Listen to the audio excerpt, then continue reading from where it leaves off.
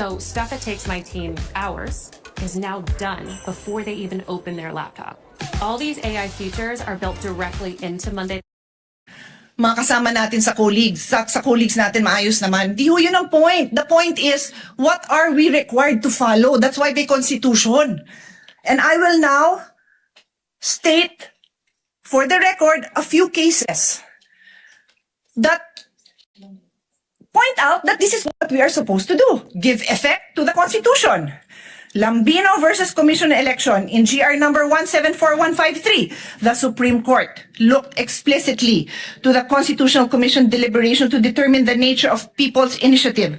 Because the text was debated, the court used the framers' explicit intention. I repeat, the court used the framers' explicit intention revealed in the plenary debates to prevent deceptive or misleading petition processes and establish a stringent full text requirement. So anong ginawa sa kaso? Tiningnan ang intent ng framers of the Constitution. Another case, Calderon versus Carale, GR number 9163. God bless his soul. Si Dean Carale was my dean. And Senator Imis as well. Senator Kikos as well. He was with my father in the University of Michigan. So, pagbigyan niyo na ako a moment of remembering him. In GR number 91636, the court resolved a dispute regarding the president's power to make appointments without confirmation by the commission appointment. The court examined the historical and textual context of Article 7, Section 16 of the 1987 Constitution, noting that the clear and express intent of its framers was to exclude presidential appointments from confirmation except for those expressly mentioned. So, balik ko sa kasong to. What was the clear intention? That the Senate President presides. That is the clear intention. Dear colleagues, umpisa pa lang. I beg all of you, makinig naman tayo. Masumunod naman tayo kung ano yung sinasabing trabaho natin. The Constitution, the intention of the framers, and then the clear construct. O, another case. Gold Creek Mining Corporation versus Rodriguez.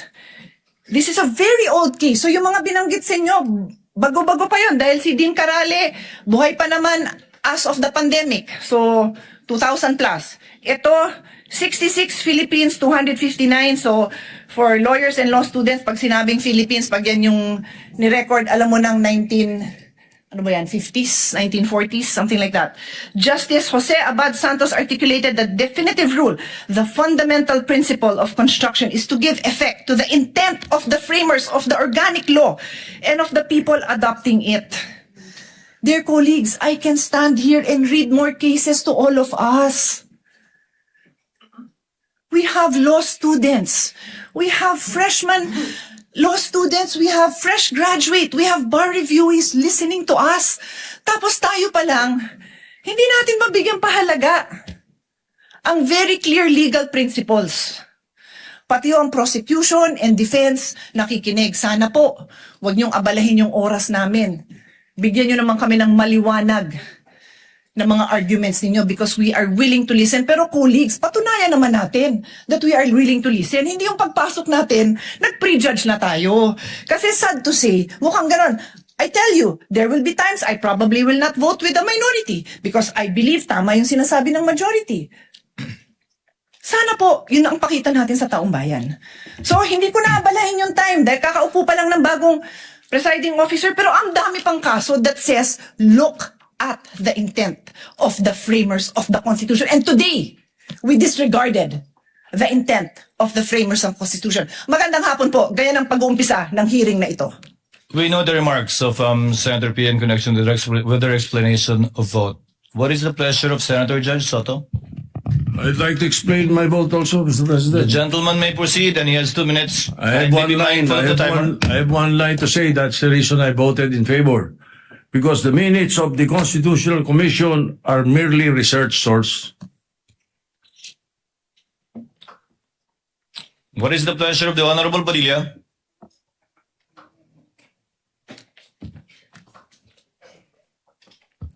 Ginoong Will the gentleman explain his vote? Opo. Opo. The gentleman may proceed. You have 2 minutes, sir.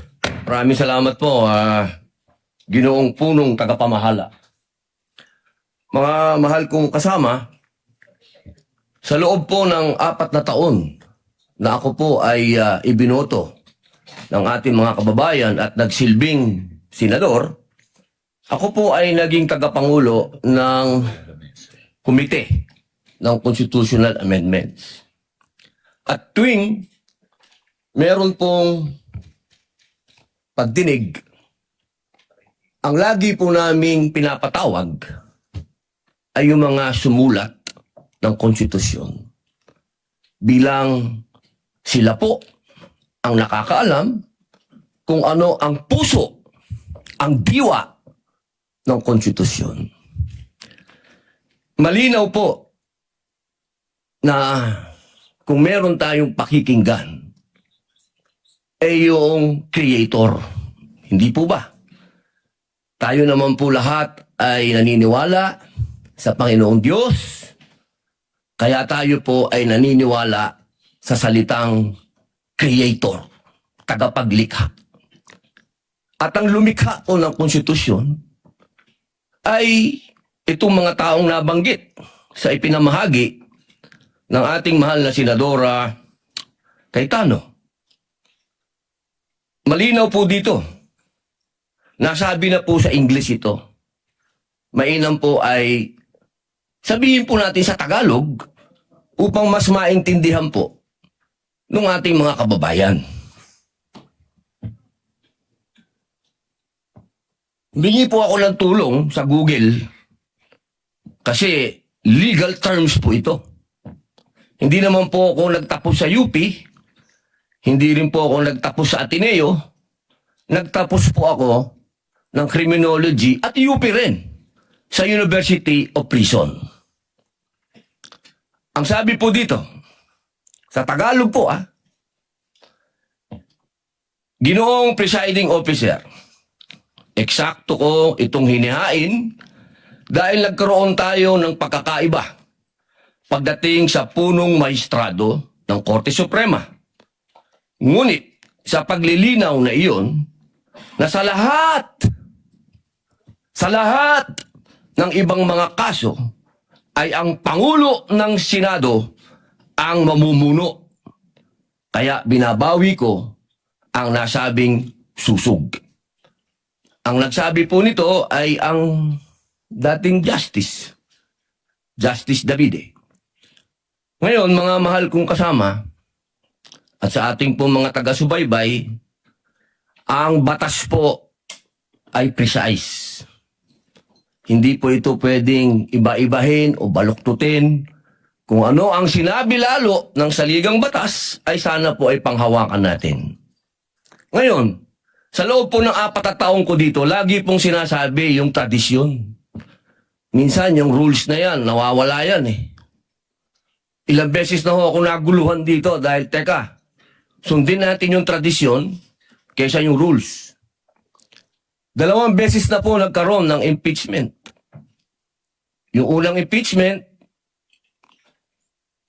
ang nag-preside ay yung Chief Justice, yung kay Pangulong Estrada. Yung sumunod po, nandito na po ako nun. Ang nag-preside ay ang mahal na Bicolanong kaibigan ko, Senador Escudero. Yun po kasi yung nasasabi sa saligang batas at tradisyon. Yun na po yung nangyari. Ngayon, gusto ko pong tanungin yung mga kasama ko sa majority. Personal na tanong po ito. Nung hinihikayat po akong sumama sa majority, isa lang ang sinabi ko.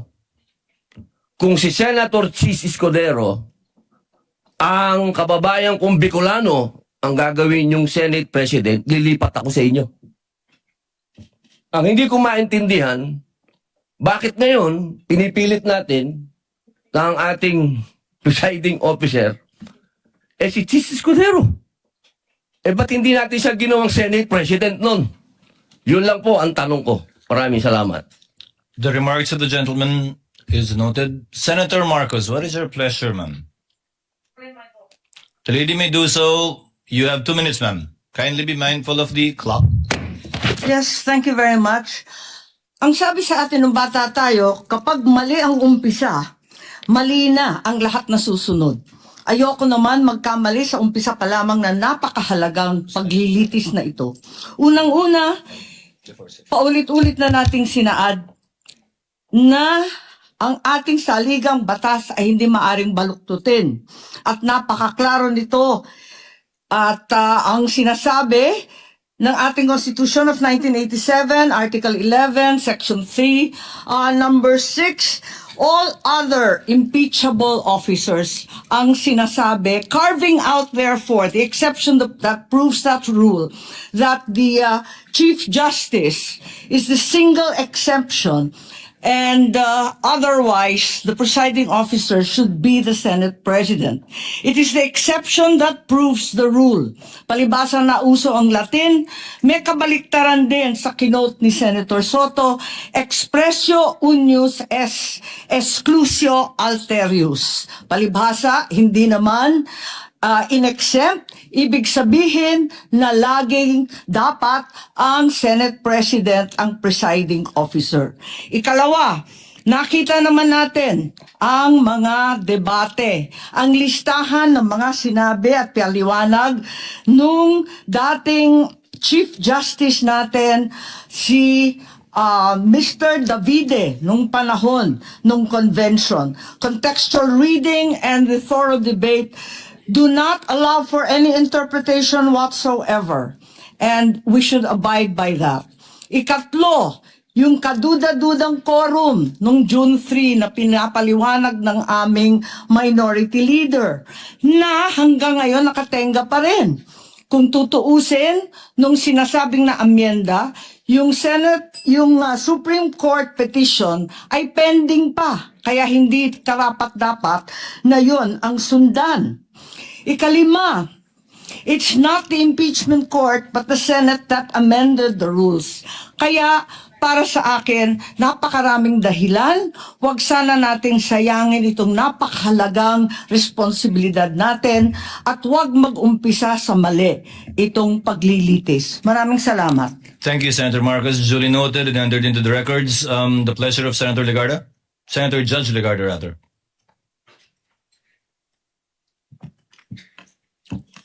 Thank you, Mr. Presiding Officer.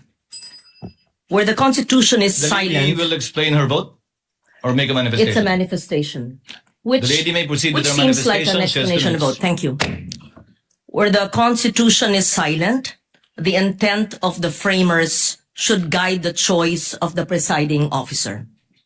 Any departure from the traditional arrangement must be approached with caution, as it may place the validity and the legitimacy of the entire impeachment in doubt.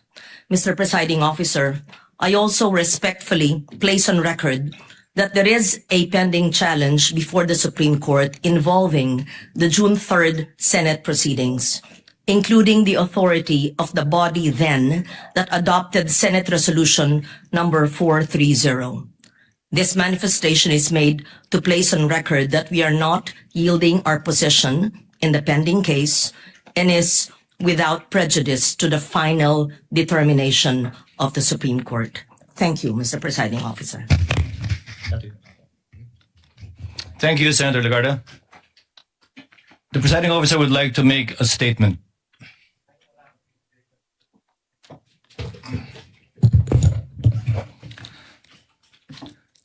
Sa mga ginagalaan kong kapwa Senator Judge, sa ating mga minamahal na kababayan, sa mga partido sa kaso na nakabinbin ngayon sa Senado, isa pong maganda at pinagpalang hapon sa ating lahat.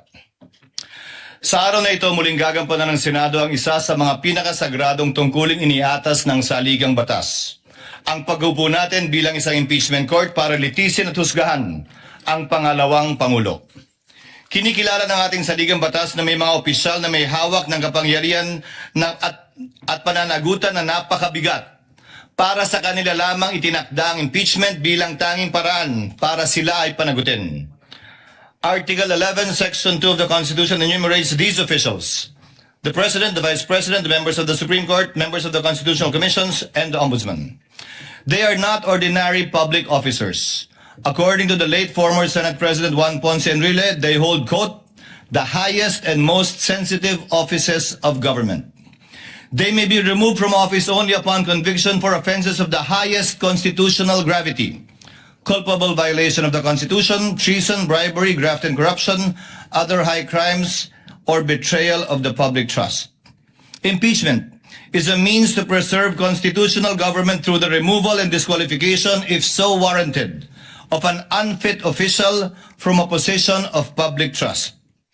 5 opisyal pa lamang ang na-impeach ng Kamara de Representantes sa ating kasaysayan sa ilalim ng 1987 Constitution. Una, si dating Pangulong Joseph Estrada noong 2001 na ang paglilitis ay naungusan ng mga pangyayaring humantong sa EDSA 2. Ikalawa, si Ombudsman Mercy Gutierrez noong 2011 na nagbitiw bago pa man mabuksan ang kanyang paglilitis ng Senado. Ikatlo, si Chief Justice Renato Corona noong 2011 din na nilitis na patunayang nagkasala at inalis sa tungkulin ng impeachment court bilang punong mahistrado. Ikaapat, si dating COMELEC Chairman Andres Bautista noong 2017 bagamat nagbitiw siya sa pwesto bago pa man mapadala ang articles of impeachment sa Senado. At ikalima, si Vice President Sara Duterte noong 2025. Subalit ang nasabing articles of impeachment ay idineklara ng Korte Supremang null and void ab initio kung kaya't ito ay inarchive ng Senado. Siya ay muling na-impeach sa kasalukuyang taon at ngayon nahaharap sa paglilitis na ito. Ipinakikita lamang na maikling tala nito na ang impeachment ay hindi isang pangkaraniwang kaganapan. Turing nga ng Korte Suprema, quote, it is the most difficult and cumbersome mode of removing a public officer from office. Subalit, ang paglilitis na ito hindi lamang hindi pangkaraniwan, ito ay tunay na bukod tangi. Bakit? Una, si Vice Presidente Sara Duterte ang kauna-unahang opisyal na 2 beses na na-impeach ng mababang kapulungan. Pangalawa, siya ang kauna-unahang Vice Presidente na haharap sa paglilitis ng isang impeachment court at pangalawang opisyal lamang na halal ng sambayanan na sasailalim sa prosesong ito. Pangatlo, siya ay hinahalal ng may pinakamalaking mandatong pinagkaloob ng sambayan ng Pilipino sa sinumang kandidato sa ating kasaysayan. Mahigit 32 milyon o 61% ng kabuuang boto para sa ikalawang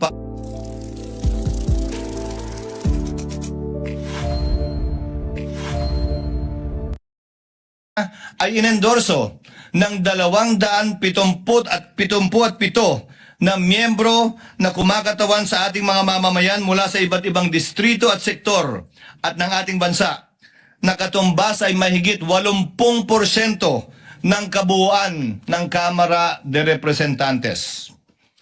Terminating an elected mandate before the end of its term is among the most drastic acts our constitutional democracy can undertake. This is why the trial must be guided with prudence, tempered by caution, and marked with unquestionable impartiality. We must avoid even the appearance of impropriety and observe the cold neutrality of an impartial judge at all times. May I therefore caution my fellow senator judges, the prosecutors, the respondent, and their respective counsels and witnesses to refrain from making any comments and disclosures to the public pertaining to the merits of this trial as mandated by the impeachment rules itself. Let us heed the words of the Supreme Court that said, impeachment is not a chance to settle political scores. It is not a stage for political theater or personal attacks.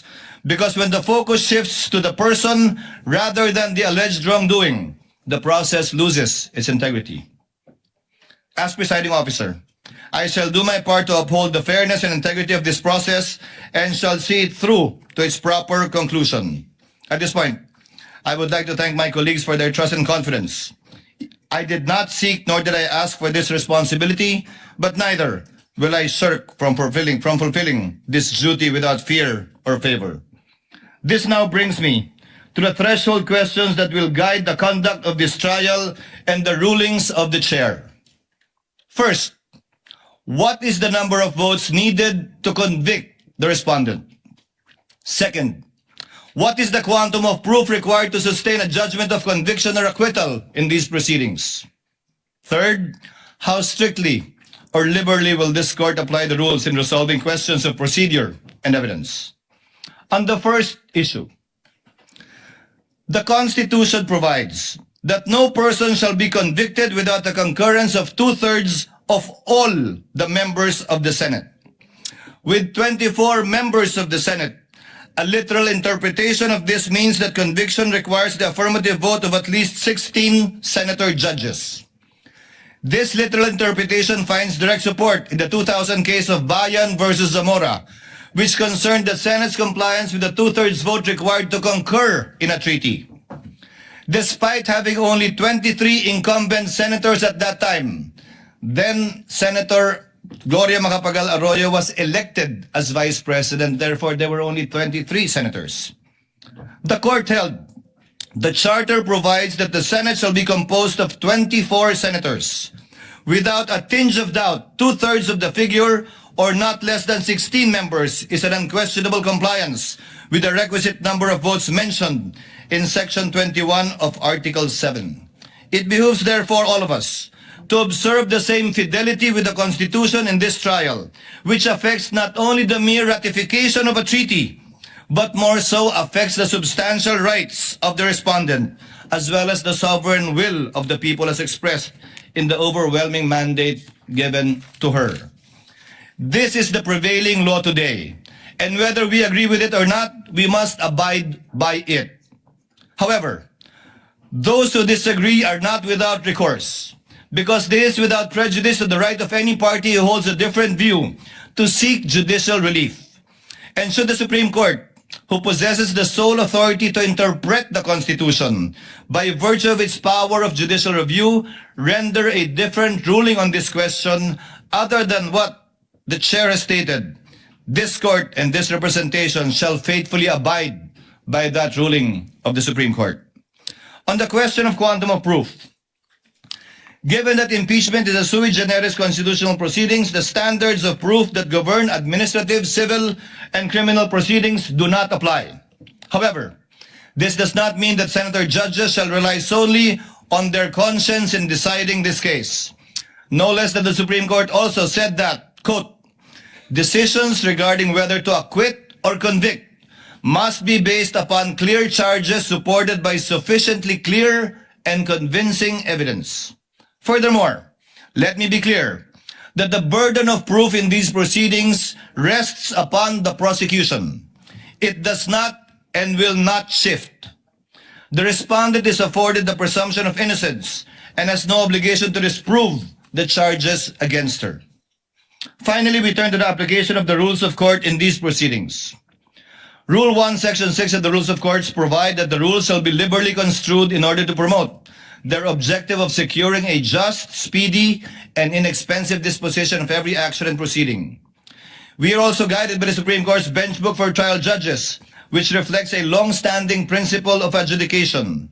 In case of honest doubt about the admissibility of evidence, it is a better policy to rule in favor of admission and let the senator judges decide whether to give it little or no weight when deciding upon the case in the final outcome. But let me be clear. A liberal construction of the rules is not a license to ambush the opposing party, bypass due process, or introduce unverified evidence that would prejudice the fair and orderly conduct of this trial. Accordingly, consistent with the demands of due process, fair play, and the orderly administration of justice, the chair will construe the rules liberally so that, number one, the prosecutors may be able to adequately present their case, that the respondent may be able to rigorously test it. Number three, that the senator judges may be able to weigh the evidence for themselves. And fourth, so that the Filipino people may hear the whole and impartial truth regarding the allegations against the Vice President. Let us remember what our oath requires us, to do impartial justice according to the Constitution and the laws. Hindi po tayo nandito upang itaguyod ang anumang pampolitikal na adyenda. Hindi tayo narito upang paglingkuran ang kagustuhan ng alinmang panig. Narito tayo upang alamin ang katotohanan at sa pamamagitan nito, mapairal ang hustisyang walang kinikilingan. Ang tungkulin natin bilang mga hukom ay hindi maaaring talikuran. Sa gitna nito, batid ko ang mga problemang kinakaharap ng ating bayan na patuloy natin dapat pa rin pagtuunan ng buong pansin at hanapan ng solusyon. Tayo ay mga senador bago tayo umupo bilang mga hukom at mananatili tayong mga senador na patuloy na magsusumikap na tugunan ang mga pangailangan ng ating mga kababayan bilang Senado at hindi mababago ito. Kaya't aking hiling at dalangin na huwag sana malunod ang diwa ng pagkakaisang nagpigil sa atin gaano mang katindi ang mga debate at pagtatalo sa hukumang ito. Dahil anuman ang magiging kalabasan ng paglilitis na ito, laging kinakailangan ang Senadong nagkakaisa. Dalangin ko po na sana pagkalubad tayo ng katatagan, karunungan, pagpapakumbaba at pag-unawa upang magampanan nating lahat ang ating tungkulin bilang mga hukom. Pagpalain na po lahat sana tayo ng poong may kapal. Maraming salamat at magandang hapon po.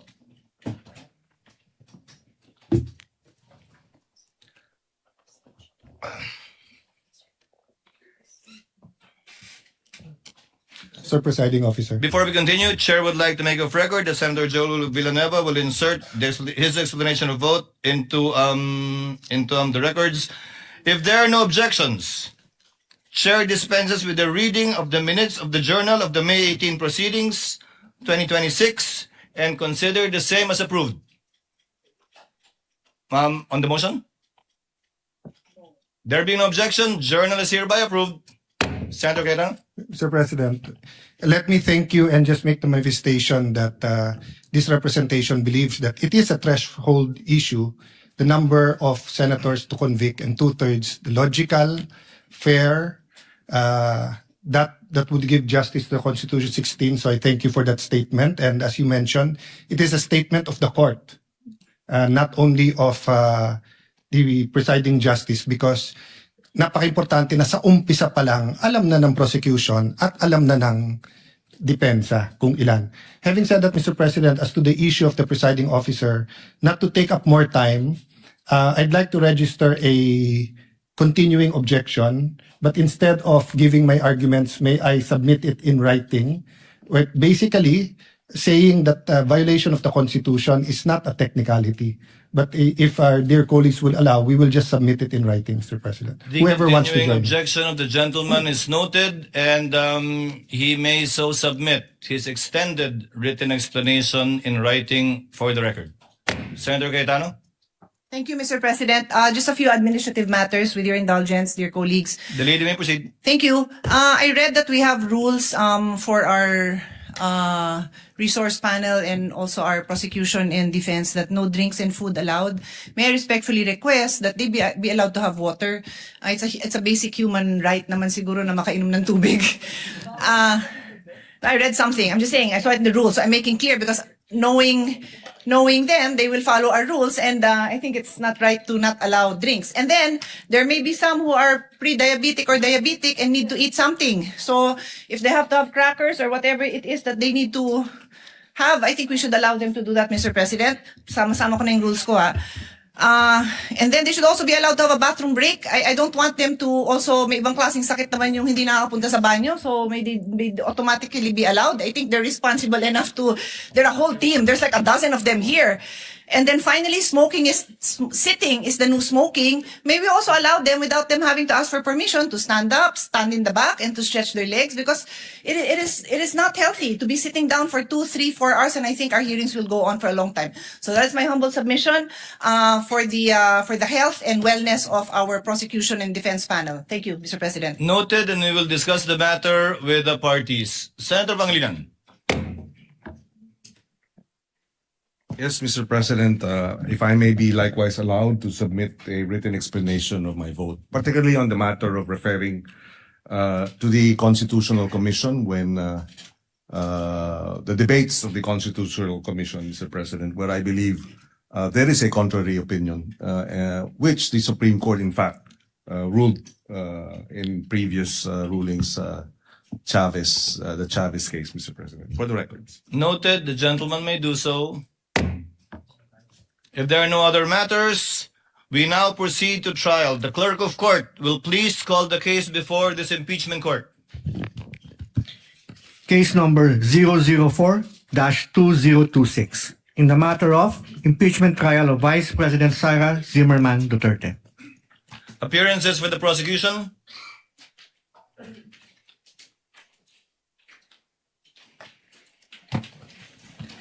Good afternoon, Your Honors. We are 11 House prosecutors and 15 private prosecutors. I am Representative Jervil Jinky Pitrix Luistro, appealing for the prosecution.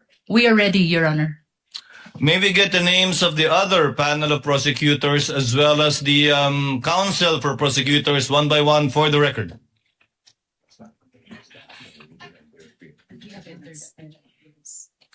Good afternoon, if you're honest, please. We have already submitted the names of the public and private prosecutors who have formally entered their appearance. Ako po si Representative Jose Manuel I. Diokno, magalang pong humaharap sa Senate Impeachment Court. Ready po. Noted. Good afternoon, Your Honors. I am Representative Laila De Lima from the Mamamayang Liberal or ML party list, respectfully appearing as public prosecutor. We're ready.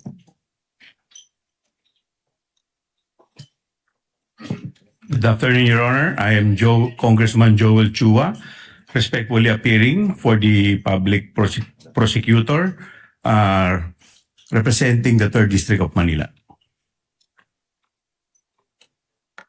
Good afternoon, Your Honors.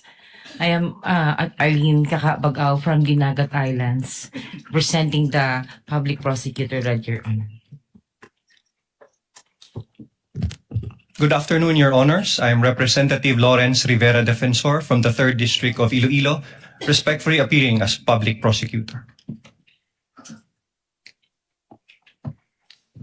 Good afternoon, Your Honors. Representative Jonathan Keith Flores of the 2nd District of Bukidnon as public prosecutor, Your Honor.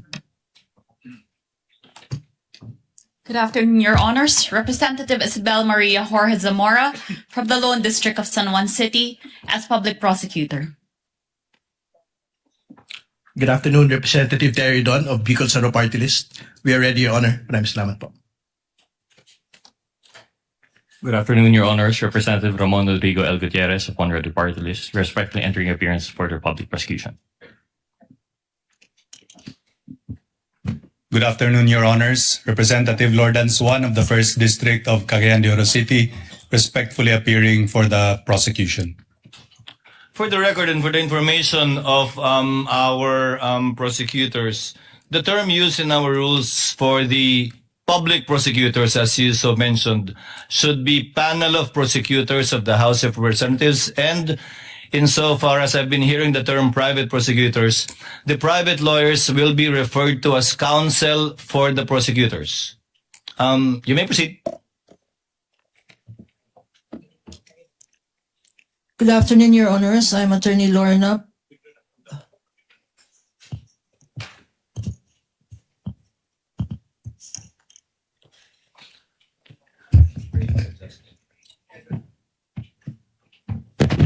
Good afternoon, Your Honors. I'm Attorney Lorna Pataho Kapunan, counsel for the prosecutors, under the control and supervision of the panel of prosecutors from the House.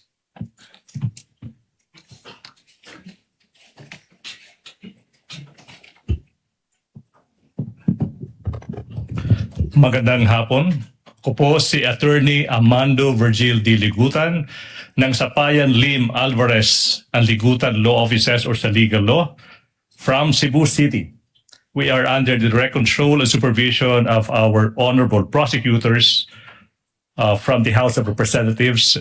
Ready, Your Honor.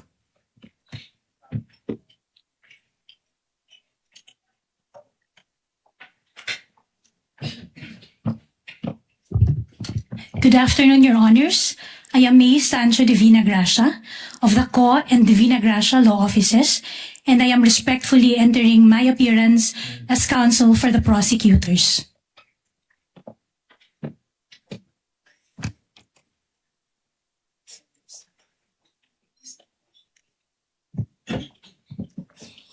Your Honors, good afternoon. I'm Attorney Lino Chris Patao Kapunan, respectfully appearing as counsel for the prosecutors, acting under the direct control and supervision of the panel of prosecutors of the House of Representatives.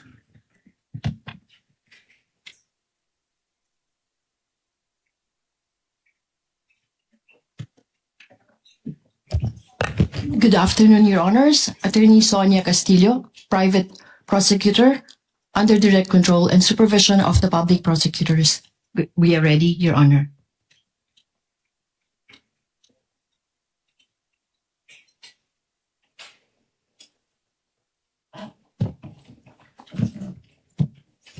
Good afternoon, Your Honors. Attorney Dina Melissa Lorenzo Singyan, for counsel for the prosecutors.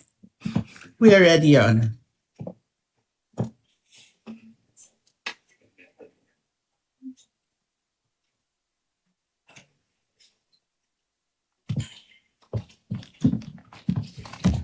Good afternoon, Your Honors. I'm Attorney Marford T. Fua, appearing as counsel for the panel of prosecutors. Good afternoon. We are ready, Your Honor.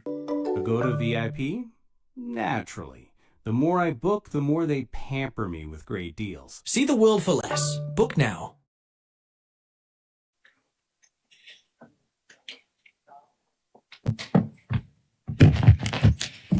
Good afternoon, Your Honors. I am Attorney Erwin G. Matib, respectfully appearing as counsel for the prosecutors. We are ready.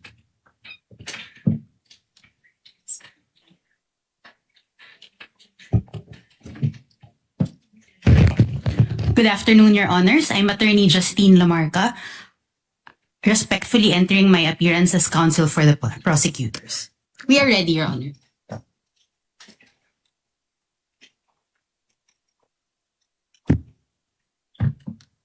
Good afternoon, Your Honors. With respect, James Brian Ibrahim Ali of Pecca Barlow, formerly Ponce Enrile Reyes and Manalastas, appearing as counsel for the prosecutors. We're ready to proceed today, Your Honor.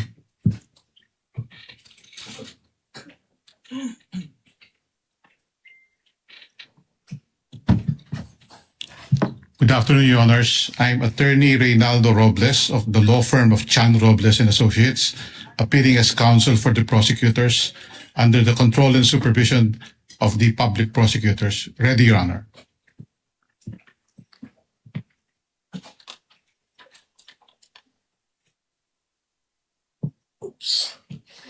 Good afternoon, Your Honors.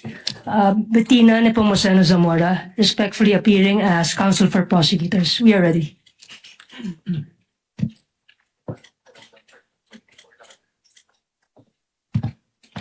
May it please the court, Attorney Duterte, appearing as counsel and under the control and supervision of the House panel of prosecutors.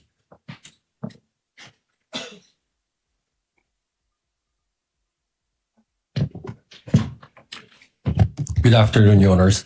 Attorney Benjamin Siguatolosa Jr., respectfully appearing as counsel for the prosecutors, acting under the direct control and supervision.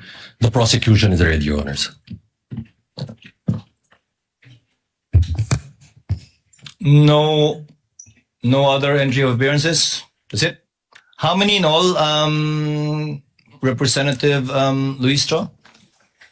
11 on the part of the House insofar as the panel of prosecutors is concerned, and We understand, Your Honor, that only 13 private prosecutors entered their appearance today.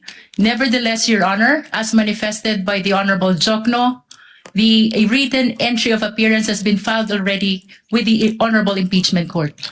nevertheless, as they appear or will be participating in the trial, kindly inform them to enter their formal appearance during the trial. Your Honor, the entire 15 private prosecutors have filed already their written entry of appearance with the impeachment court. The articles of impeachment will be presented by 4 separate teams, Your Honor, and that explains why the House prosecutors or the panel of prosecutors are joined by 15 private prosecutors, Your Honor. Noted. Thank you, ma'am. Senator Cayetano, what is the pleasure of the lady from Taguig? Yes, Mr. President, I just have a question for the prosecution panel. I understand that there is no requirement for the members of the House who form part of the prosecution to be lawyers. But may I know if they are all lawyers, and if some are not, may we know who are not lawyers? Thank you. Your Honor, all the 11 House prosecutors are members of the legal profession. Does that satisfy the senator judge? Yes, I was just curious, Mr. President, because it's not a requirement, so I was just curious if, in fact, they are lawyers. Thank you.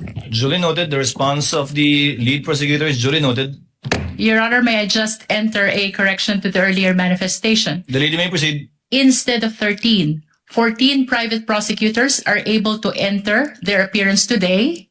Nonetheless, all the 15 have filed their written entry of appearance with the impeachment court, Your Honor. Noted. Appearances for the respondent.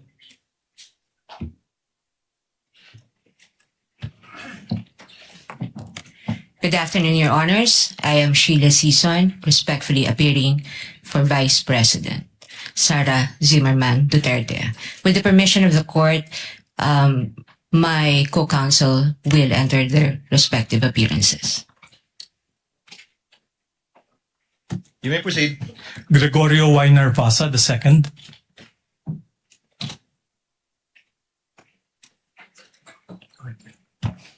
Christine R. Ferrer for the Vice President. Good afternoon, Your Honors. Michael Wesley Poa for the Vice President. Good afternoon, Your Honors. Carlo Joaquin T. Narvasa for the Vice President. Good afternoon, Your Honors. I am Mark C. Vinluan for the Vice President. Good afternoon, Your Honors. Justin Nicole B. Goulart for the Vice President. Good afternoon, Your Honors. Lyndon Miguel C. Bacuel for the Vice President. Good afternoon, Your Honors. I am Ralph Borja Bodota for the Vice President. Good afternoon, Your Honors. Roberto Narvasa Batongbakal for the Vice President. Good afternoon, Your Honors. David Ronel Amgoli VII for the Vice President. Good afternoon, Your Honors. Carol Grace G. Oroseo for the Vice President. Good afternoon, Your Honors. Clarlene Radok for the Vice President. Good afternoon, Your Honors. Francesca Marie V. Flores for the Vice President. Good afternoon, Your Honors. Miguel Carlos Albar Fernandez for the Vice President. Chair notes the entry of appearance of the counsels for respondent Vice President Sara Zimmerman Duterte, and Chair likewise notes that the Vice President is not physically present but represented more than adequately by her counsels who entered their appearance. On May 19, 2026, the court, pursuant to Rule 7 of our rules, issued the summons to Vice President Sara Zimmerman Duterte to answer to the articles of impeachment. On May 20, 2026, the Sergeant at Arms served the summons on the Vice President and made a return of service under oath before the Secretary of the Senate. Let the return be entered at large into the records pursuant to Rule 8 of the Rules of Procedure on Impeachment Trials. So ordered. Likewise, the court received pleadings, comments, manifestations filed by the parties. All such pleadings, comments, manifestations, and requests filed by the parties, as well as all issuances and orders of the clerk, as well as the clerk of court, made through the presiding officer, are hereby deemed read into the records of the case. So ordered. At this juncture, the chair would like to direct the parties to prepare for their opening statements. We will start with the prosecution. May I know from the prosecution who will deliver the opening statement, and from the respondent who will deliver the opening statement? Under our rules, only one lawyer shall deliver the opening statement for either side. I presume Representative Luistro, you will deliver for the prosecution and for the on the part of the respondent? I will deliver the opening statement for the defense, Your Honor. Representative Luistro from the panel of prosecutors of the House of Representatives is now recognized to deliver her opening statement for the prosecution. You may proceed, ma'am, and you have 15 minutes. Your Honor, before I proceed, the prosecution respectfully moves for the reading of the 4 articles of impeachment and the entry of the corresponding answer or plea for each article of impeachment, Your Honor. Your Honor, this is consistent to the Senate rules on impeachment, particularly Rule 7, Your Honor, the last paragraph of which mentions about failure to appear, failure of the lawyer to appear, and failure to file answer, there should be an entry of plea of not guilty. Likewise, Your Honor, under Rule 9 of the Senate Rule of an Impeachment, which says that the person impeached shall then be called to appear and answer the articles of impeachment against him or her. In this rule, Your Honor, it was likewise provided that the name of the person appearing in behalf of the respondent should be entered into the record. And by the answer, Your Honor, it is humbly believed that it pertains to the particular plea of whether guilty or not guilty of the respondent, Your Honor. Likewise, Your Honor, under Rule 22-21, Your Honor, the trial of all the articles of impeachment shall be completed before the senators vote on the final question of whether or not the impeachment is sustained.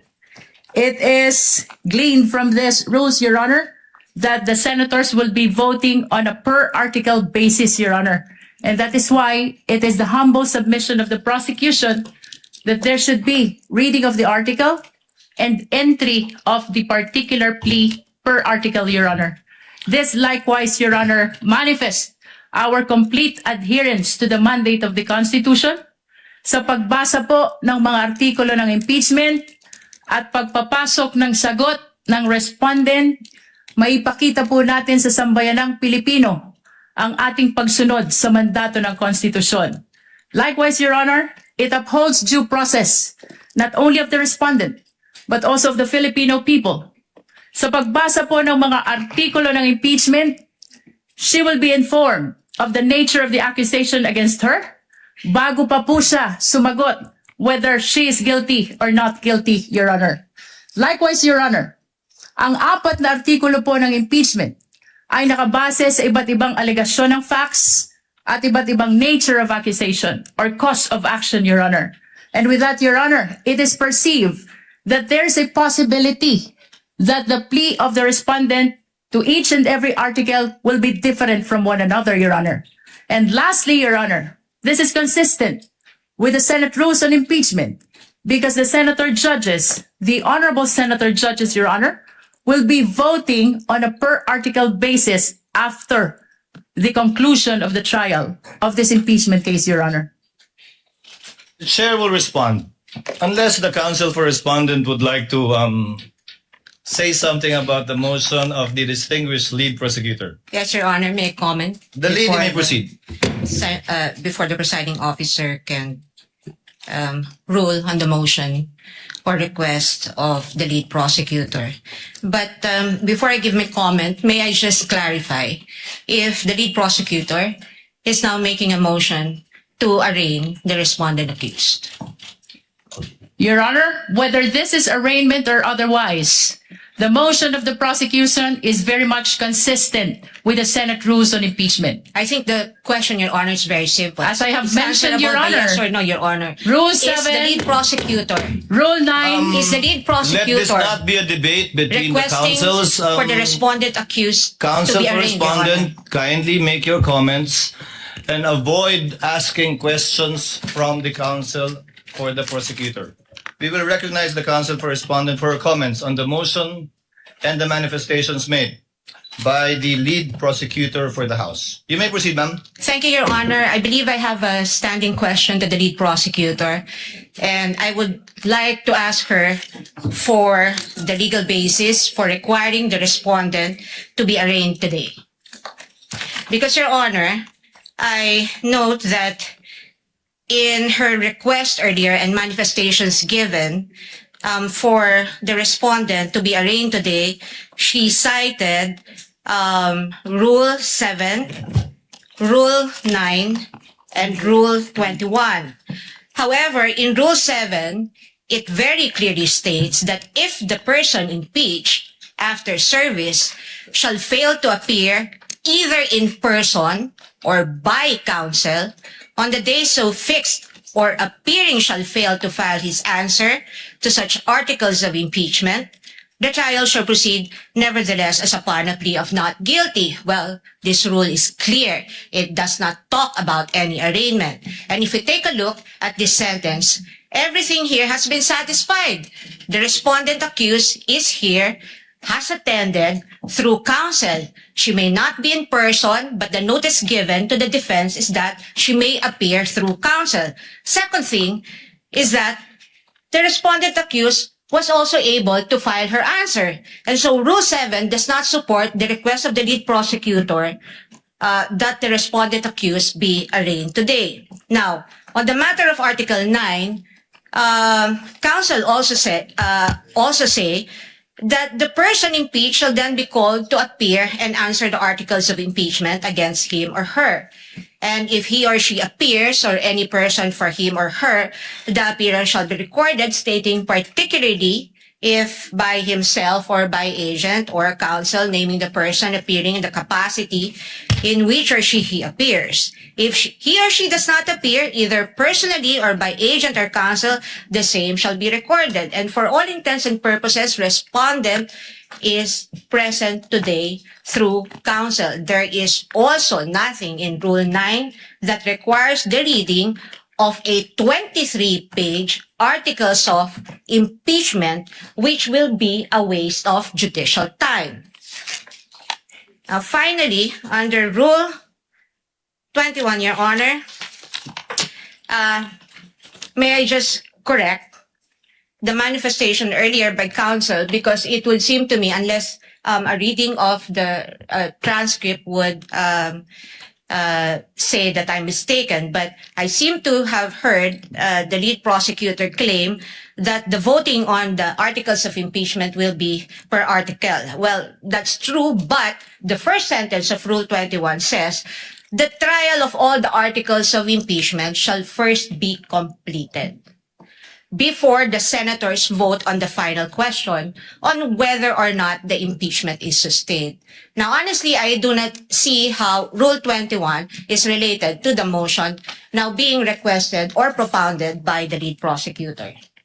And at any rate, Your Honor, given that the respondent is represented by her counsel today, and this is consistent, her appearance is consistent with the notice given and in accordance with the rules on rules of procedure of this court, then we can enter her plea on her behalf.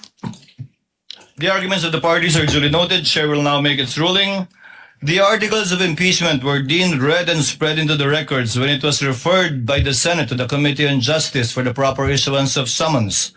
And a plea of not guilty will only be entered in accordance with our rules in behalf of the Vice President if she does not file an answer. But in this case, she has filed an answer and in fact has appeared through counsel.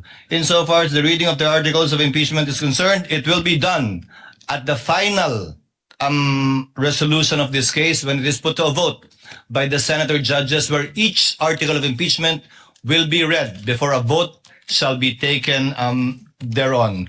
For those reasons, the motion is denied, and the lead prosecutor, Representative Luistro, may proceed with her opening statement. Kindly be mindful of the clock, and before recognizing you, ma'am, may I remind the counsels for the parties to kindly address the chair with respect to anything and everything they want or wish to say before the court, and not to address each other. The lady may proceed. Representative Luistro, you're recognized and you have 15 minutes for your opening remarks. We thank the court, Your Honor. Happy birthday to you! Red Ribbon Chocolate Dedication Cake, the best tasting cake for birthdays. Escudero, the Honorable Senate President, Honorable Win Gatchalian. Sa atin pong mga kagalang-galang na Senator Judges, mga minamahal na kababayan, sa loob ng bulwagan o sa labas man, mga nakatutok sa telebisyon, sa cellphone o sa radyo, sa ang sulok man ng mundo, kayo naroroon. Maraming Pilipino ang nagtatanong ngayon, bakit mahalaga ang paglilitis na ito? Ano ang kaugnayan nito sa buhay ng ordinaryong Pilipino? Lubos po naming nauunawaan ang mga tanong na yan. Sa katunayan, may isang driver na nagtatanong, paano sasapat ang kita sa pasada upang mapakain niya ang kanyang pamilya? May isang OFW na nagtatanong, hanggang kailan kailangan lumayo upang mapaaral niya ang kanyang mga anak? May isang guro na nagtatanong, paano pagkakasyahin ang kanyang sahod sa dami ng utang na hinuhulugan? May isang manggagawa na nagtatanong, hanggang kailan magtitiis sa pansamantalang trabaho at kakarampot na sweldo? Sa unang tingin, maaring sabihin na malayo sa buhay nila ang paglilitis na ito. Ngunit hindi. Hindi po. Sapagkat ang usapin ngayon ay patungkol sa isang bagay na pag-aari nilang lahat. Ang kanilang pera, ang kanilang tiwala, ang kanilang karapatan na maningil ng pananagutan mula sa mga pinuno na kanilang pinagkatiwalaan. Kapag ang isang empleyado ay nagkamali ng paggamit ng pera ng kumpanya, siya ay pinagpapaliwanag. Kapag ang isang barangay treasurer hindi maipaliwanag ang nawawalang pondo, siya ay iniimbestigahan. Kapag ang isang principal ay naglustay ng pera ng bayan, kahit 5,000 lang yan, siya ay pinaparusahan. Natural lamang na magtanong ang sambayanan kung ang ordinaryong Pilipino ay pinapanagot. Bakit hindi ang pinakamakapangyarihan na opisyal ng pamahalaan? Ito ang dahilan kung bakit mahalaga ang paglilitis na ito. Hindi upang usigin ang isang tao, hindi upang maghiganti sa kalaban, hindi upang manalo sa politika, kundi upang sagutin ang isang tanong na napakahalaga sa kinabukasan ng ating republika. May saysay pa ba ang pananagutan sa ating bansa? Sapagkat ang kasong ito ay higit at lampas sa sino mang opisyal. Higit at lampas sa anumang partido. Higit at lampas sa alinmang administrasyon.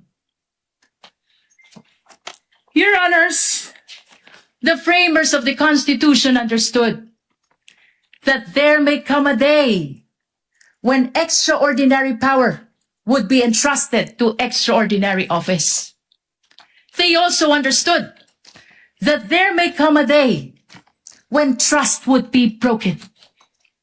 And that is why they gave the House of Representatives the power to impeach and the Senate the duty to judge. Not to punish political opponents, not to settle political scores, but to protect the republic itself. That is why the Constitution declares public office is a public trust. Ang kapangyarihan ay hindi pag-aari ng sino mang opisyal. Hiram lamang ito sa taong bayan. At ito ang dahilan kung bakit naririto tayo ngayon. Your Honors, the prosecution will present exactly what the Constitution requires. Evidence. Hindi chismis. Hindi haka-haka. Hindi propaganda. At lalong hindi SOCMED narrative. Evidence. Official records. Financial documents. Government reports. Video recording. Statements under oath. Independent findings of institutions created by law. mga dokumento na hindi bumoboto, mga records na walang partido, mga katotohanan na walang kulay pampolitika. Sa unang tingin, maaring magmukhang magkakahiwalay ang 4 articles of impeachment. Confidential fund, unexplained wealth, bribery and corruption, threat against constitutional order. But these are not 4 separate stories. These are 4 chapters of the same story. Story about power exercised without accountability. Story about public trust betrayed. Story about public office that stopped answering to the public. On the first article of impeachment, the evidence will show that more than 612 million pesos in confidential fund entrusted to the office of the Vice President and the Department of Education were disbursed, transferred, and liquidated under circumstances that cannot withstand scrutiny. 612 million pesos. Hindi ito pera ng gobyerno. Pera ito ng sambayanan. Pera ng manggagawa. Pera ng magsasaka. Pera ng OFW. Pera ng guro. Pera ng bawat Pilipino na nagbabayad ng buwis at nagtitiwala na gagamitin ito ng tama. The evidence will show liquidation reports supported by questionable documents. The evidence will show acknowledgement receipts bearing names government records could not verify. Names that transformed accountability into a mockery. Pananagutan na naging kalokohan. Names that insulted the intelligence of the Filipino people.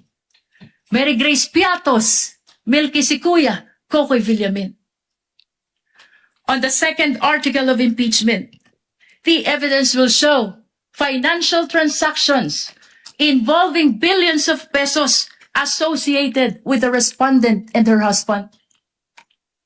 Billions. Hindi milyon, bilyon.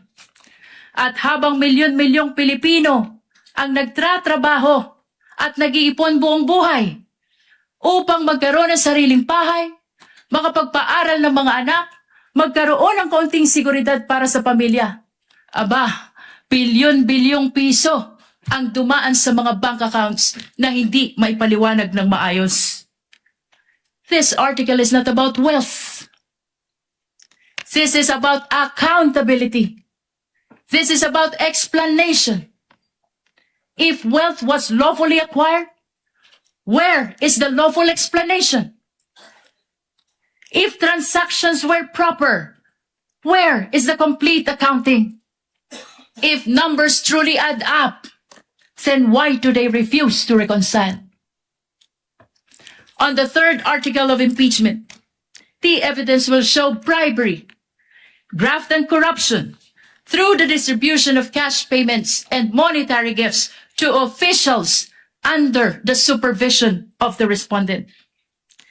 This article is not simply about envelopes. This is about institution. This is about whether loyalty was purchased rather than earned. Government cannot function if loyalty is purchased instead of earned. Kapag nabibili ang katapatan, nawawala ang integridad. At kapag nabibili ang opisyal, nabubudol ang bayan. Perhaps the greatest tragedy is where the conduct allegedly occurred. In the Department of Education. Tama po sa DepEd. The institution entrusted with teaching future generations honesty, responsibility, integrity. On the fourth article of impeachment, the evidence will show culpable violation of the Constitution, high crime, betrayal of public trust through conduct that threatens constitutional order. Among all allegations before this court, None strikes more directly at the heart of constitutional order than this one. Ito na po ang pinakamatindi. And unlike in many cases, which depends upon competing accounts, this evidence comes substantially from the respondent's own recorded public statements. The court will see them. The court will hear them. The court will judge them. Public officials may disagree. We may criticize one another. They may compete fiercely for power. That is democracy. But democracy ends when violence begins. Sa kasaysayan ng ating republika, walang vice presidente na may kaibigan na hitman. Ngayon lang. Walang vice presidente na nagpapapatay ng Pangulo. Ngayon lang. Walang vice presidente na handang magpapatay para lamang makaupo sa pwesto. Ngayon lang. The Constitution provides many means on how to resolve political conflict. Election, legislation, public debate, judicial review, and even impeachment. But it does not permit threats. It does not permit violence. It does not permit people entrusted with power to place themselves above constitutional restraints. Your Honors, at the center of this case lies a simple question, perhaps the most important to any republic. When the people entrust power to a public official, does the public official remain accountable to the people? Or do the people become accountable to the public official? The Constitution's answer is very clear. Power belongs to the people. Public office is merely borrowed. And every borrowed power carries with it the obligation to account for its use. If a barangay treasurer must account for public fund, then so must the vice president. If an ordinary public servant can be investigated, then so can the highest officials of the government. If ordinary citizen is expected to obey the rules, then surely those who govern them must obey them first. Otherwise, what lessons do we teach our children? That there is law for the powerful and another for everyone else? That accountability exists only for the weak? That public office grants immunity against accountability? Your Honors, this is not the republic envisioned by the Constitution. This is not the republic deserved by the Filipino people. Therefore, the prosecution asks only this. Look at the evidence. Listen to the witnesses. Examine the records. Follow the evidence wherever it leads. Judge this case not by politics, not by popularity, not by fear, not by loyalty. Judge this case by the Constitution. Judge this case by the evidence. Years from now, future generations will not remember today's political alliances. They will not remember today's headlines. They will not remember today's slogans. What they will remember is when accountability was tested, the institutions of the Republic stood firm. They will remember only one thing. What this court did when the Constitution called. future generations will not ask how powerful the respondent was. They will not ask how loud the political debate became. But they will ask one thing. When the Constitution called, did the Republic answer? Your Honors, this is that moment.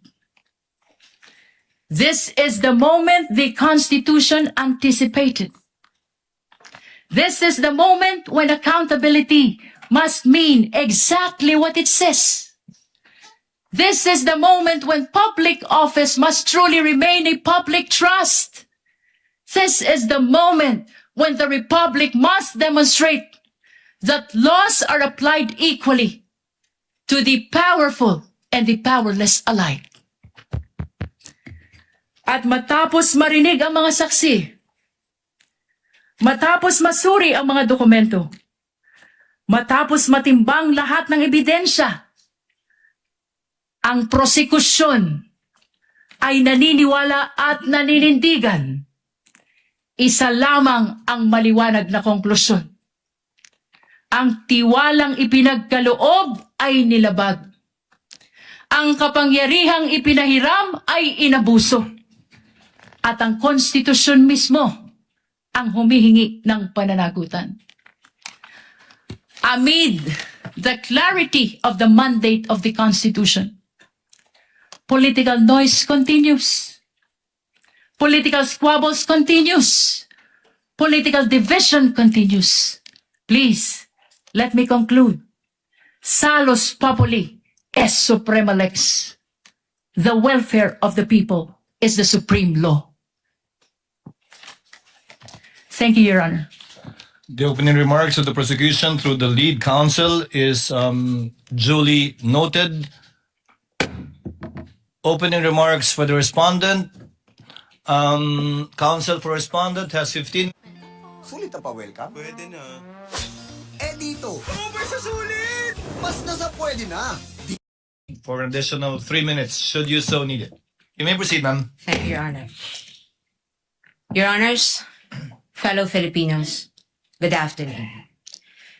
As we begin today the impeachment trial of the Vice President, and in the days ahead, this court will undertake its constitutional task of receiving and weighing the parties' evidence, and ultimately to decide whether these pieces of evidence justify either a judgment of conviction or acquittal, guided only by its members' conscience and their solemn oath to do impartial justice.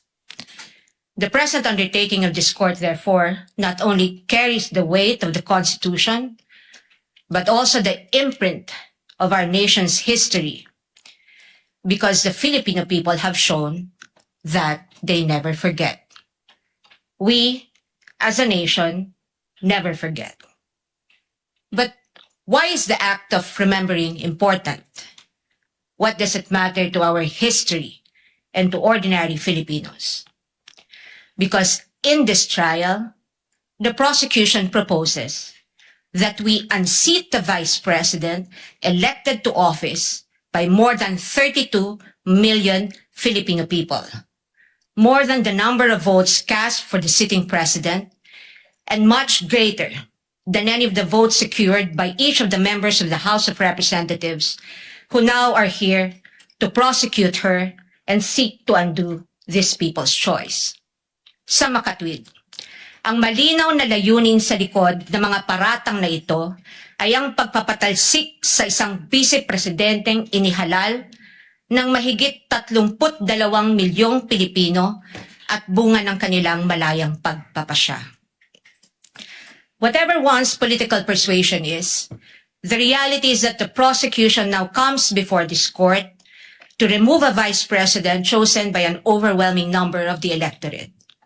You all have heard the prosecution say repeatedly that this is because they seek accountability, that the people have a right to hold their leaders accountable. This is not a matter of debate.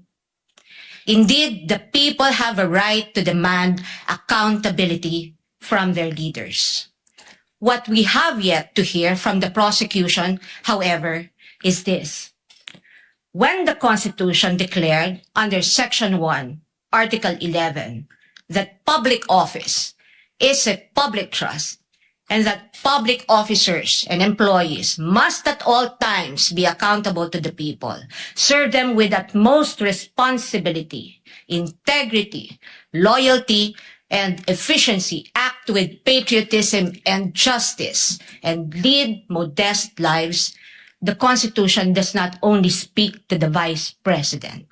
It also demands the same standards from the prosecutors. Being public officers themselves, the public prosecutors and the members of the House of Representatives are also held to the same constitutional standard. And so we must remember what history tells us. This is not the first time that members of the House of Representatives have attempted to remove the Vice President, and in a manner not compliant with the Constitution.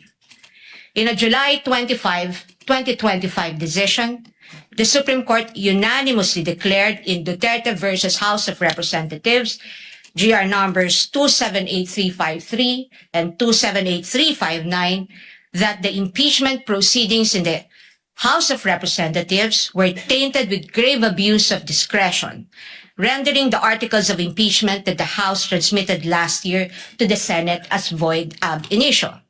Early this year, the Supreme Court unanimously denied with finality the House of Representatives' motion for reconsideration of that decision, with a reminder that while impeachment is a powerful democratic process to call out corruption and grave abuse, impeachment can be abused, and that impeachment should never be abused to maintain the hegemonic dominance of greed by shaming those who occupy high government positions into preventing them from doing what they were sworn to do. But perhaps the most enduring reminder of the Supreme Court that we must not forget in the entire course of this trial is that, in the words of the court, the rule of law that does justice is our lodestar, and that justice includes accountability. Justice includes fairness. Without fairness, there is abuse. This fairness is what our democracy is all about. It is in light of these reminders that we draw attention to certain fundamental legal principles that we think we must not forget throughout this trial. Mga batayang prinsipyo na dapat nating tandaan sa buong panahon ng paglilitis na ito, anuman ang ating kulay o politika. If we are to be true and honest to our proclaimed values, such as the pursuit of accountability, justice, and integrity in our system of government, then we must remain possessed of an unyielding resolve to ensure that the trial and judgment in this case are done in accordance with the command of the Constitution, the majesty of the law, and the discipline required by the rules. Otherwise, those who stand in sanctimonious judgment of the Vice President will send a clear message that the law can be bent when it suits the convenience of the powerful, and that justice can be sacrificed at the altar of partisan interests. Mahalagang tandaan ang mahigpit na paalala ng ating Korte Suprema. Impeachment is not a purely political proceeding. It is primarily a legal, political, and constitutional mechanism. Ibig sabihin, kailangang naayon sa batas at konstitusyon ang anumang proseso nito. According to the Constitution, it is the Senate that shall have the sole power to try and decide all cases of impeachment. This power is not shared. The Constitution gives no other body, department, tribunal, agency, or a mere committee of any of these institutions the power to try an impeachment case.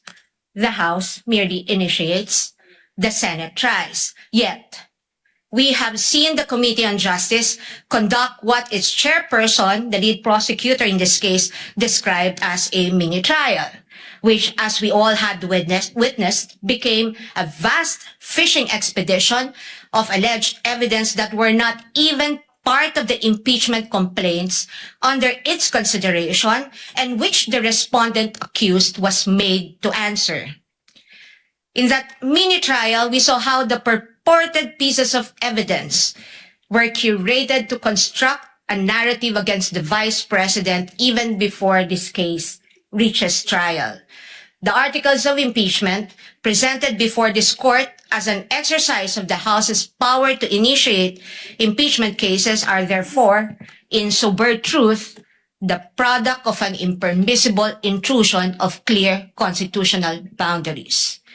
Over the course of the impeachment trial, the prosecution will attempt to convince this court and the court of public opinion that the allegations in the articles of impeachment are supported by materials they obtained during their mini trial and that evidence exists to sustain a judgment of conviction. They will claim that the notices of suspension and disallowance issued by the COA and the COA decision denying the Vice President's appeal of that disallowance support their accusations, with the release of that decision by the COA conveniently timed and coinciding with the committee hearings. They will claim that the certifications of the PSA confirm their allegation that recipients of the confidential funds do not exist, even though they listed one Mary Grace Piatos in their pre-trial brief as among their witnesses, or that the liquidation of the confidential funds in a span of 11 days was allegedly swift as to invite suspicion.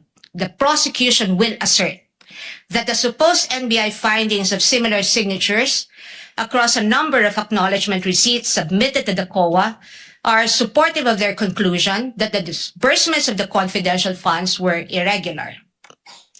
What the prosecution avoided informing the public so far are these: that it was the then Secretary of the Department of Budget and Management, Amena Pangandaman, who issued a memorandum for the President through Executive Secretary Lucas Bersamin on October 18, 2022, recommending the approval of the Office of the Vice President's request for confidential funds. That the Office of the President did in fact approve that recommendation of the DBM through a memorandum from the Executive Secretary dated November 28, 2022, and signed by the former Executive Secretary Lucas Bersamin by order of the President. That on December 13, 2022, the DBM issued a special allotment order number SARO-BMB-C-22-001-2004, signed by former Secretary Amena Pangandaman to cover the request of financial assistance, subsidy, and confidential funds of the OVP that, notwithstanding the impending end of the fiscal year, the confidential funds were nonetheless released to the OVP on December 20, 2022 under this documented approval process. That the COA decision is far from being final, that there is a pending motion for reconsideration of that decision that, assuming arguendo, the COA denies that MR today, or while this trial is ongoing as could plausibly happen under the circumstances, the respondent accused still has legal remedies available under the law and rules and can file a petition to question the validity of any forthcoming resolution of the COA on the MR under Rule 64 via petition for certiorari under Rule 65 of the Rules of Court, and more importantly, that nothing in the notice of disallowance or COA decision states any findings of supposed misuse of confidential funds as confirmed by Attorney Gloria Camora when she was asked on this point during the committee hearing on April 14, 2026. Across all other articles, the prosecution will lay a landscape of what it deems to be their evidence in support of their speculations and conclusions. We are not strangers to all these accusations, precisely because this was not the first time these narratives were foisted into the minds of the general public. We have heard the same tales and stories of these accusations since 2024, when the House conducted its Quadcom hearings and most recently the mini trial of its Committee on Justice. But what we must not forget amid all these accusations is the fundamental legal principle that the burden of proof never shifts. The burden of proof never shifts. He who accuses must prove his allegations with evidence that meets not only the degree of proof required, but also meets the evidentiary standards of admissibility, credibility, relevance, materiality, and competence. We therefore should not lose sight of the core principle that the burden of proof is on the prosecution, and unless it discharges that burden, the accused need not even offer evidence on her behalf, and she will be entitled to an acquittal. This is the law then. This is the law now. And the underlying principle for this burden of proof is simple. Under our Constitution, every accused is presumed innocent until proven otherwise. An accused has in her favor the presumption of innocence, which the Bill of Rights guarantees. This also brings to fore the reality that, in the words of the Supreme Court in People versus Pagal, the individual citizen is but a speck of particle or molecule vis-a-vis the vast and overwhelming powers of government, and his only guarantee against oppression and tyranny are his fundamental liberties under the Bill of Rights, which shield him in times of need. Sa madaling salita, kinikilala ng ating saligang batas na sa bawat paglilitis, ang isang individual ay nahaharap sa malalim at napakalaking makinarya ng buong Estado. At ang tanging sandigan lamang niya laban sa anumang pang-aabuso ng kapangyarihan ay ang kanyang mga batayang karapatan sa ilalim ng ating konstitusyon. Kaya't mahalagang linawin na sa gitna ng pagtatangkang ikondisyon ang kaisipan ng mamamayang Pilipino at sa gitna ng walang humpay na komentaryo sa mga pampublikong espasyo, wala pang maituturing na anumang ebidensya o alegasyon na napapatunayan ng prosekusyon sa simpleng dahilan na ang bawat ebidensya ay kailangang dumaan muna sa paglilitis at pagsusuri ng korteng may tanging kapangyarihan sa ilalim ng ating saligang batas. Higit sa lahat, ang anumang paglilitis ay kailangang naayon sa itinatakda ng ating batas at konstitusyon at hindi lamang sa kagustuhan ng iilang may hawak ng kapangyarihan. One might ask, why is it important that we must not forget these basic principles? The ruling of the Supreme Court tells us why. The Bill of Rights applies to the entire impeachment process because inasmuch as our court recognizes that impeachment is a political process, it reminds us that it is not a purely political process, but a legal and constitutional mechanism. Thus, if we are to uphold the rule of law, serve justice, and invoke the accountability mechanism, then this court and we as a people must guarantee that all efforts to hold our leaders accountable must be done right. This we must not forget. I thank the court and the public for the privilege of your time. May God bless our country. Opening statement of the Counsel for Respondent is duly noted and entered into the records. The court will now proceed to dispose of some of the incidents that were brought up during the pre-trial conference, as well as other pending matters and motions. First, on the sequence of the presentation of the articles of impeachment. The pretrial order stated that the prosecution has a free hand to determine the sequence of the presentation of the articles of impeachment. However, respondent will be similarly accorded the same right insofar as the presentation of their evidence and witnesses in chief is concerned. May we now learn from the public, from the panel of prosecutors rather, what will be the sequence of presentation of the articles of impeachment that they intend to pursue? Attorney Jokno is recognized. You may proceed, sir. Thank you, Your Honor. The first article we will be presenting will be Article 4 on grave threats. Second will be confidential funds, Article 1. Third, bribery.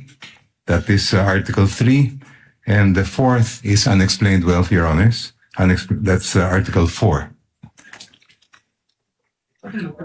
No, two. I'm sorry, Article 2. I stand corrected. So the sequence of presentation shall be Article 4, Article 1, Article 3, and then Article 2. Yes, that is correct, Your Honor.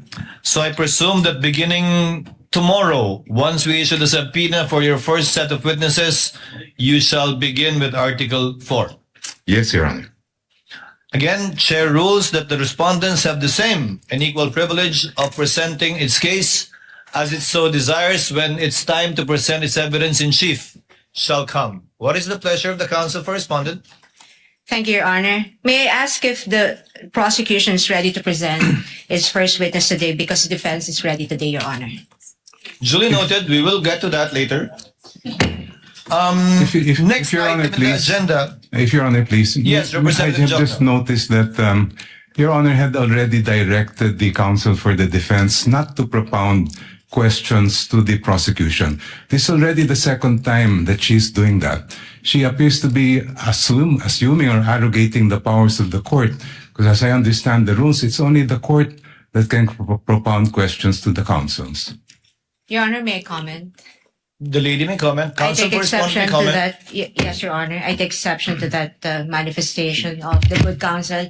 In fact, the record would show, and if we can run the transcript back, my question was addressed to the presiding officer, Your Honor. Let us move forward, gentleman and lady. Next item for us to dispense with, the witness disclosure rule. The prosecution proposed a 3-day witness disclosure rule. The respondents proposed a 5-day witness disclosure rule. But I understand the prosecution is amenable to the 5-day witness disclosure rule. Would that be Yes, correct, Your Honor. Representative Jokno? We are amenable to the 5-day disclosure rule. Chair therefore rules that insofar as disclosure to either party of a witness to be presented, not mentioned in the pre-trial order and or briefs of the parties shall be for 5 days. This is subject also to the chair's reminder that at the end of every week, that would be a Wednesday while we are on recess, we will ask the party presenting their case in chief to enumerate the witnesses they intend to present for the following week with the corresponding motion for the request of issuance of subpoena to be submitted the day before or on Tuesday, so that we can act on it before the last day of the week so that the subpoena can be properly issued in due course and in due time. So ordered. On the examination of a witness by more than one counsel as propounded or proposed by the prosecution, the rules of the Senate are clear. Article 15 of the Rules on Impeachment states, witnesses shall be examined by one person on behalf of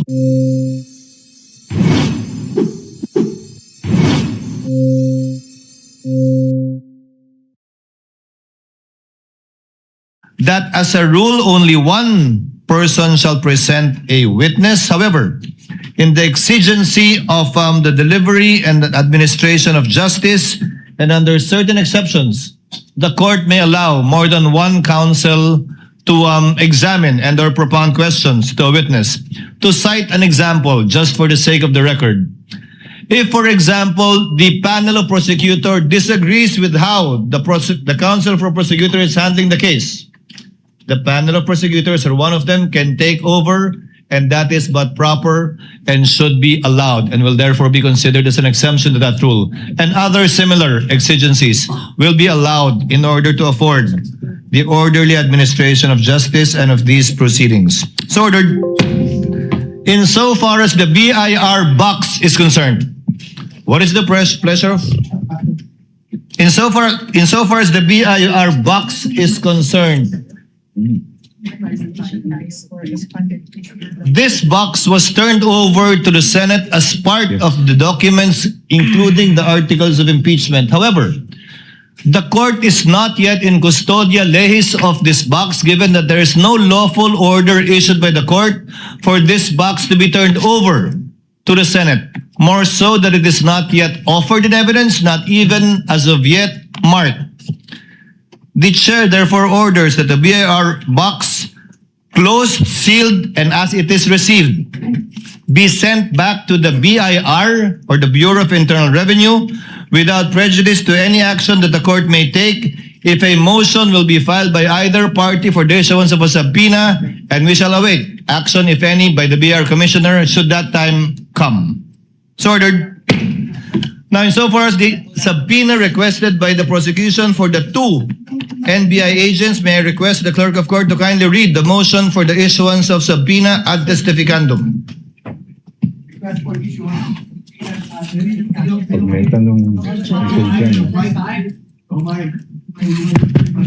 The prosecution, through the undersigned public prosecutors, respectfully requests the issuance of subpoenas ad testificandum, directing the following witnesses to appear and testify before the Honorable Impeachment Court on July 6, July 7, and July 8, 2026 at 2 p.m. As their testimonies are material, relevant, and necessary to establish the allegations under Article 4 of the Articles of Impeachment, as well as matters necessarily incidental thereto, and for purposes of the identification and authentication of other evidence before the impeachment court. Number 1, Attorney Jeremy C. Lotok, Regional Director, National Bureau of Investigation. Number 2, John Mark Talilong, Senior Agent, National Bureau of Investigation. Respectfully submitted, Quezon City for Pasay City, July 1, 2026. We are not in receipt of any reservation or objection on the part of the respondent, counsel for respondent rather. However, Chair would like to ask the prosecutors, do you only request for a subpoena ad testificandum or a subpoena duces tecum as well? If I understand the record, Your Honor, please, it is a subpoena both for ad testificandum and duces tecum. The motion filed Your by the Honor. prosecutors is only for a subpoena ad testificandum. That's why the chair is clarifying. Your Honor. I stand corrected, if Your Honor, please. It's just Counsel for ad respondent? testificandum. Counsel for respondent? If I may, Your Honor, just to set Please the record proceed. straight, the presiding officer earlier inquired mentioned that the court is not in receipt of any objection from the respondent. But just to set the record straight, the respondent has not received any copy of the request for subpoena being mentioned today, Your Honor. Nasa natin, di ba? What we received, Your Honor, was a manifestation containing the list of the witnesses of the prosecution for July 6, 7, and 8, Your Honor. And so it would be impossible for the defense or the respondent to object or to even comment on a request that we were not served with any copy with. The two witnesses against whom a subpoena has been requested by the prosecution or mentioned in the pre-trial brief of the prosecution and was not commented on by the respondents in their pre-trial brief. But if you do have any objections now, the court would be more than glad, or reservations, the court would be more than glad to hear it before ruling on the motion for the issuance of a subpoena on That's these fine. two NBI agents. At this point, Your Honor, that's fine. We'll just place on record our objections as the testimonial evidence is presented. Duly noted. Chair hereby orders that the subpoena ad testificandum and duces tecum be issued to the aforementioned two NBI agents contained in the motion filed by the counsel for the prosecutors. Although by nature subpoena is ex parte, we would Chair would instruct the clerk of court to kindly upload all of the filings of all of the parties to the website for the information not only of the senator judges, but also of the parties and their counsels. The chair earlier, counsel for respondent, said that witnesses for the succeeding week shall be manifested in open court on the last day of the trial, in this case by Wednesday, insofar as the next week's trial is concerned. So ordered. Now, insofar as the request for subpoena for bank records and AMLC records, Chair recognizes the clerk of court to kindly read and spread into the records the request for the issuance of subpoena, both, I believe, ad testificandum and duces tecum, or just duces tecum, for the aforementioned documents. The clerk of court may proceed. request for issuance of subpoena duces tecum. The prosecution respectfully requests the issuance of a subpoena duces tecum to the branch manager of the following banks: BPI Julia Vargas Branch, BPI Green Hills EDSA Branch, Philippine Savings Bank Wilson Branch, BDO Unibank Inc. Davao CM Recto Branch, Metrobank Davao Ecoland Branch, BDO Unibank Davao Rizal Branch, Security Bank Bikutan Branch, Land Bank San Pedro Branch, Philippine Savings Bank Davao MADR Branch,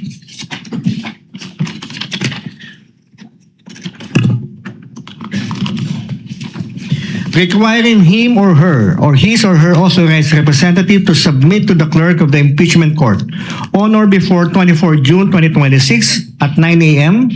the certified true copies of all records, documents, books, papers, electronic data, communications, and information in the possession, custody, or control of the bank relating to any account, deposit, investment, trust, loan, safety deposit, or other financial transactions maintained, opened, closed, controlled, beneficially owned, or jointly held by Sara Z. Duterte and or Manasseh R. Carpio, whether individually, jointly with each other, jointly with any other person, or through any authorized representative, nominee, attorney in fact, or signatory for the period January 1, 2007 to December 31, 2025, including but not limited to: number 1, records identifying account numbers, account types, know your customer documents such as but not limited to customer information forms and signature cards. Number 2, monthly bank statements, average daily balances for per calendar year, year-end balances from January 1, 2007 to December 31, 2025. Number 3, all account and transaction records, ledgers and journals and similar instruments from January 1, 2007 to December 31, 2025. And number 4, all other relevant bank documents. Request for subpoena duces tecum to the Anti-Money Laundering Council, to Honorable Eli M. Remolona Jr., Chairman, AMLC, to Attorney Ronel U. Benaventura, Executive Director, AMLC, requiring him or her or his or her authorized representative to submit to the clerk of the impeachment court on or before 24 June 2026 at 9 a.m. original or certified true copies of the following: number 1, all reports of covered transactions and suspicious transactions filed by banks and all other financial institutions and covered persons required to submit covered transaction reports and suspicious transaction reports to the AMLC involving Sara Duterte Carpio and or Manasseh R. Carpio, covering the period of 2006 to 2025. Number 2, any and all investigation reports or related reports or documents prepared by the AMLC involving the reported covered transactions or suspicious transactions. And number 3, electronic copies including Microsoft Excel files, database extracts, or machine-readable formats of AMLC, CTRs, and STRs for the period 2007 to 2025 involving Sara Duterte Carpio and or Manasseh R. Carpio. Respectfully submitted, Quezon City for Pasay City, June 18, 2026. Your Honor, may I comment? If Your Honor, please, before the defense makes a comment, just to obviate the proceedings and to facilitate the hearing today, if I may. The chair has not recognized anyone yet. May I be recognized, Your Honor?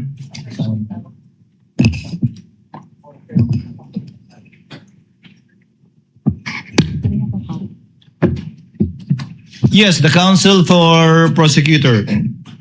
If Your Honor, please, the subpoena request that was just read by the clerk of court pertains to a request that the prosecution filed in early June, which had where we had requested that the documents specified be brought to the Honorable Court on June 24.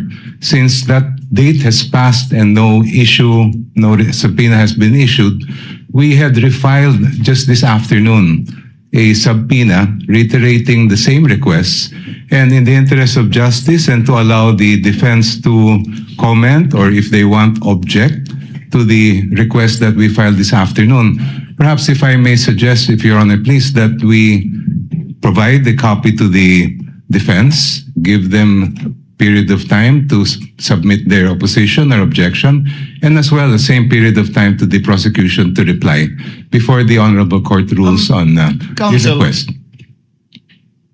is the motion for subpoena duces tecum and/or ad testificandum that you filed today exactly the same as what you filed before? No, Your Honor. It contains the same documents that we had requested earlier, but there were some additional documents that were also mentioned in the request we filed this afternoon. So you asked for additional documents and Yes, Your information. Honor. What is counsel for respondents saying?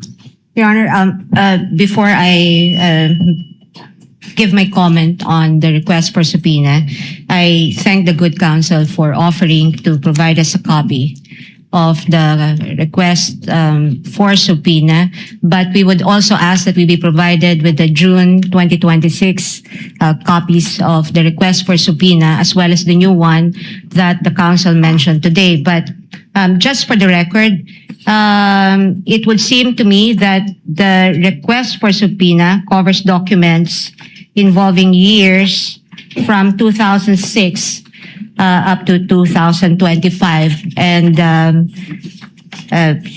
again, just for the record, this would seem to violate the Duterte versus HOR ruling, which very clearly states that the impeachment must be only for those acts or omissions within the impeachable years and terms and office of the official. But nonetheless, Your Honor, just so we're able to fully ventilate whatever objections or comments that we may have on this request, and considering that for today and in the disclosure made by the prosecution, they will begin with Article 4 and all these documents seem to pertain to Article 2, then we will ask for 10 days to file our comment on this request for subpoena, Your Honor.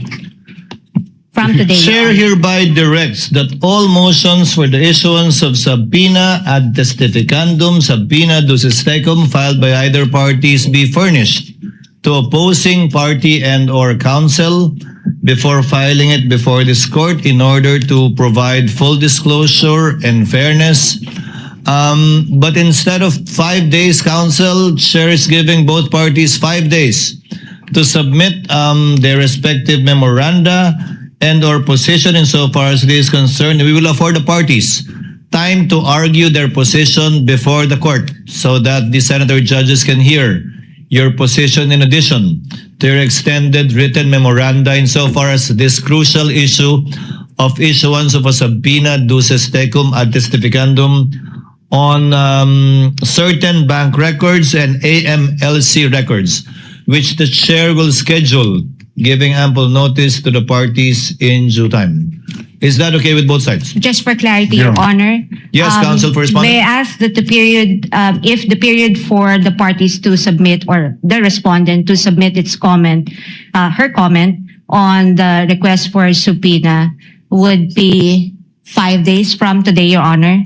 From today, but you can submit it on Monday since it lands on a Saturday. Second, Your Honor, the presiding officer mentioned that we also must submit a memorandum or position paper on this, Your Honor. If you so desire, or you simply can argue it in open court, Okay. but you may want to submit an extended written memorandum on the matter for the easy reading of the senator judges pertaining to this issue.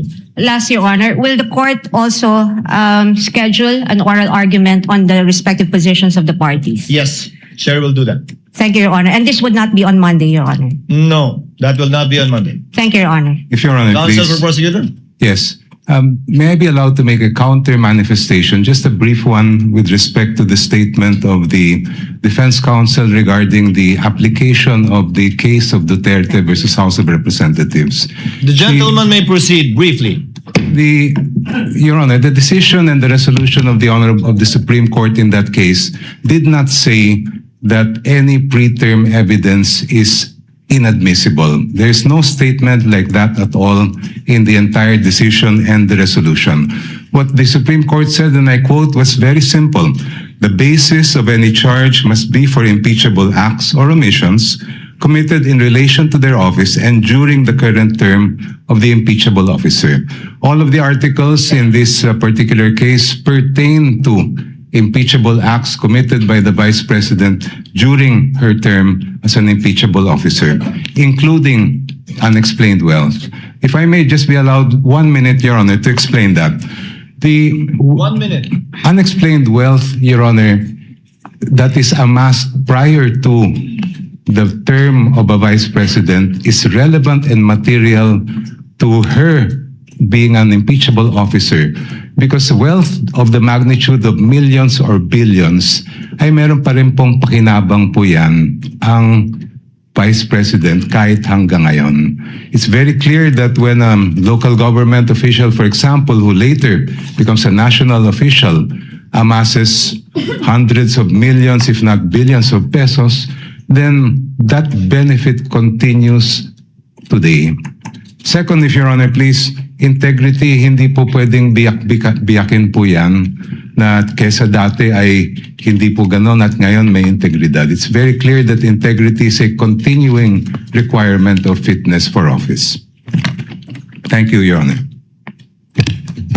Duly noted and entered into the records. May I As a- respond? Just very briefly, Your Honor. I Council won't take correspondent, much time of the impeachment court. as a rejoinder to the statements and manifestation of Representative Jovna, briefly. Thank you, Your Madam, Honor. You may proceed. I think the good counsel has already stated precisely the reason for our position. We maintain our belief that the Duterte versus HOR ruling precludes any of these trawling incursion, again, on private records of so many individuals and so many entities when nothing in the articles of impeachment point to any specific allegations as to the relevancy of all these documents, Your Honor. But nonetheless, we will include all our position and as well as our objections on the request made today with respect to these documents. And what it would seem to the defense would be another 2.0 version of a fishing expedition. May I also, Your Honor, just to clarify also the period given to us to comment on the request for subpoena, may we ask that the 5-day period run from our receipt of the copies of the documents, Your Honor. We will make sure that the council correspondent will get that today. Thank you, Your Honor. The comments of both councils of the parties are duly noted and entered into records. Chair would like to apologize to Senator Cayetano, who has been waiting for quite some time. Thank you for your patience and indulgence. Senator Cayetano is recognized. What is your pleasure, sir? Presiding Senator Judge. Since we already stated as a court that we will take literally Section 3, subparagraph 6 of Article 11 of the 1987 Constitution, that no person shall be convicted without the concurrence of 2/3 of all members of the Senate. May I ask the members of this court, through the presiding justice, to consider, not today, I have a proposal, but not today, but to consider communication with the Sandigan Bayan for the attendance of Senator Dante Marcoleta and Senator Jinggoy Estrada, considering that the presiding officer may correct me if I'm wrong, but if we get to Section 21, as discussed a while ago by the defense, the prosecution and defense, and we do not know what will happen. Their case may be dismissed. They can be out on bail. So we want them to be able to participate and observe the witnesses as senator judges here. I do know that Senator Jinggoy is under suspension. GoDaddy has the perfect hosting plan for any website. From low-cost... The impeachment court is sui generis. In ordinary committee hearings, we do coordinate with courts to ask that persons under their custody be delivered to the Senate under, or the House of Representatives under certain conditions. So I'd like to formally ask, Mr. President, that this court consider that. I will submit whether you'd rather have a caucus or a in-camera discussion, or if you want us all to submit our legal opinion. I wouldn't also mind the prosecution and defense weighing in, but considering that if they do not attend and they are here, sorry, Mr. President, considering that if they do not attend at all and cannot vote, their vote will be equal to a acquittal. And as we said from the start, we want a fair and we want justice, we want a fair impeachment trial. Sinabi ng prosecution na sana tignan yung ebidensya, pakinggan mga witnesses. So kahit gawin to ni Senator Marcoleta at kahit gawin to ni Senator Jinggoy, and of course this is my personal opinion that may politika sa pagpapakulong sa kanila. That's my personal view.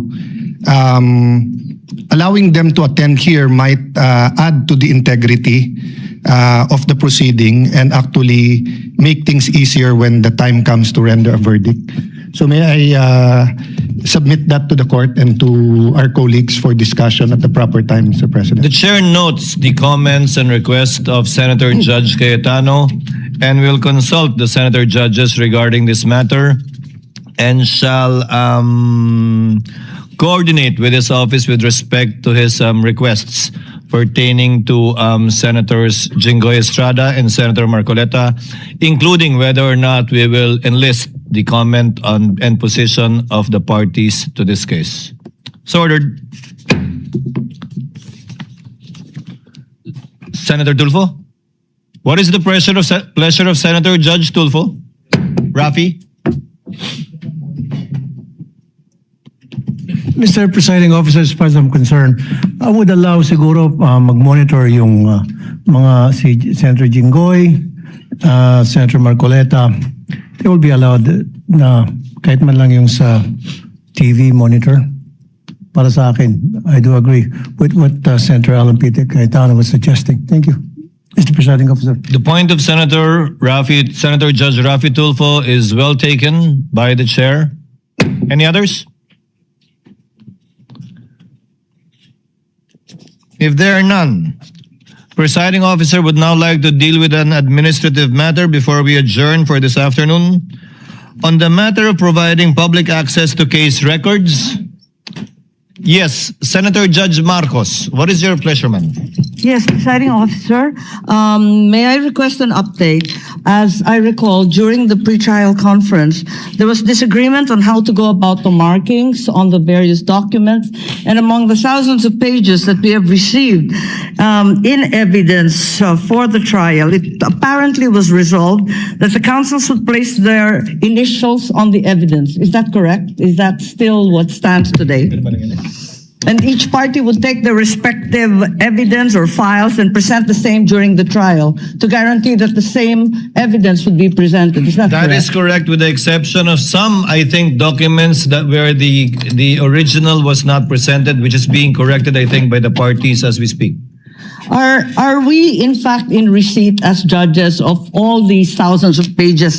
Dahil ako, simple lang hinahanap ko yung affidavit of investigation, yung dalawang NBI na unang testigo na sana haharap ngayon, nakita ko sa libu-libong pahina na sinabmit, mali-mali ang pagka-annex ng AOI. Hindi ko talaga mahanap.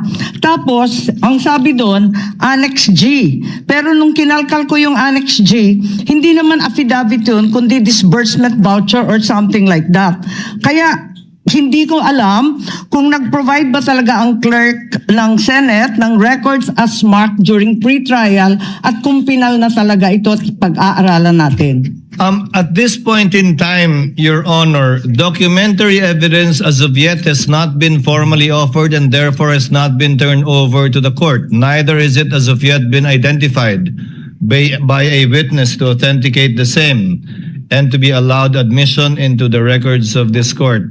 That time will come once the prosecution presents their witness and identifies the piece of evidence. That will be the proper time, perhaps, that the good Senator Judge can ask for a copy, because the lady might want to ask questions of the witness should that time come for the witness to testify as to the document marked previously erroneously or rightfully by either party. Yes, precisely. Thank you very much, Presiding Officer. We wish to prepare for the three first witnesses, and we're unable to access any of their affidavits or other documents. Thank you. Duly noted and entered the records. What is the pleasure of Senator Judge Padilla? Ginoong tagapamahalang hukom, gusto ko lamang pong sundan yung sinabi ni Senator Judge Alan Peter Cayetano at magpasalamat po kay Senator Judge Raffy Tulfo. Gusto ko lamang pong linawin na ang hinihingi po namin kung hindi man makapag-participate dahil sinasabi nga po ay ipinagbabawal silang makapag-participate at bumoto si Senator Jingo Estrada at Senator Judge Marcoleta. Ang hinihingi po namin ay makapunta po sila dito bilang observer. Hindi lang po basta monitor. Yun lamang po. Maraming salamat. Noted that the proper time we shall discuss this matter and settle it as a court or in caucus. There being no other Senator Judge who wishes to make a manifestation, comment, and/or motion, Chair would now like to dispose of an administrative matter. Consistent with Article 2, Section 28 of the Constitution on the policy of public disclosure in matters involving public interest and to give life to the directive under the rules to open the impeachment proceedings to the public, the court hereby directs the clerk of court to create the necessary internet web pages to allow the electronic records of impeachment to be made accessible to the public through the Senate website, whereby all pleadings, memoranda, motions filed by the party shall be uploaded, including the journal of the proceedings after it shall have been approved by the impeachment court. Yun lang po siguro yung madedelay ng konti dahil kailangan aprubahan muna ng impeachment court yung journal bago po namin ma-upload sa website. Yes, what is the pleasure of Senator Judge Bam Aquino? Yes, Mr. President. On this note, firstly, we'd like to second and congratulate this move of the impeachment court to make all of the evidence available to the public. May we know in how many days will the clerk of court make this evidence available to the public, Mr. President? They've started, but they have not completed it yet. As Senator Judge Marco said, the documents are voluminous.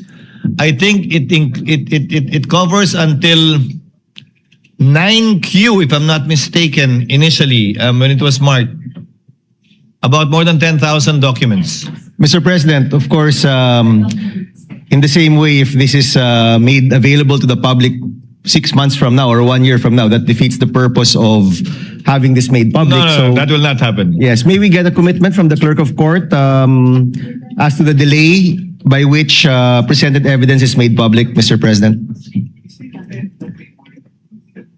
No.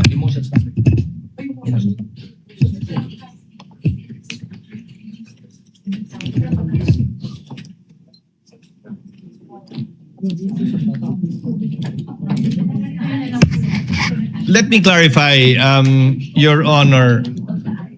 I believe the articles of impeachment as well as its annexes have been uploaded. The answer as well as its annexes have been uploaded. And most of the exhibits that were marked, not all, are annexes of either the impeachment complaint and or the answer. Can the chair give you an update before the week is over as to a realistic timetable to upload in real time already? Again, except for the journal, which we need to approve. So we cannot upload the Wednesday transcript or journal until we meet again on Monday and approve the journal of Wednesday. So that would be the only delay, if at all, in uploading it. That should be the only delay. So if I take it correctly, Mr. President, the clerk of court will endeavor to upload all of the presented evidence in real time at the soonest possible time, except for the journal, which needs approval of the body. That is correct, Your Honor. Thank you, Mr. President. Senator Judge Cayetano, Alan? Presiding Senator Judge, just a clarification. No? So no problem with complete transparency with any public records. But when we talk about evidence, precisely that's why we want a fair trial, due process. There's a process wherein the prosecution shall present evidence, then they will offer it. And then if there's a question as to the relevance or if it is prohibited, for example, if a evidence presented is a fruit of the poisonous tree, will we upload that? We haven't decided yet here whether we will accept it as evidence or not. So let me tell you first which ones personally I don't have a problem with. Don't have a problem with the public records in general being completely transparent. I have no problem with senator judges given time to review everything, and I assume we're all trained to consider only the evidence that is later on offered and admitted.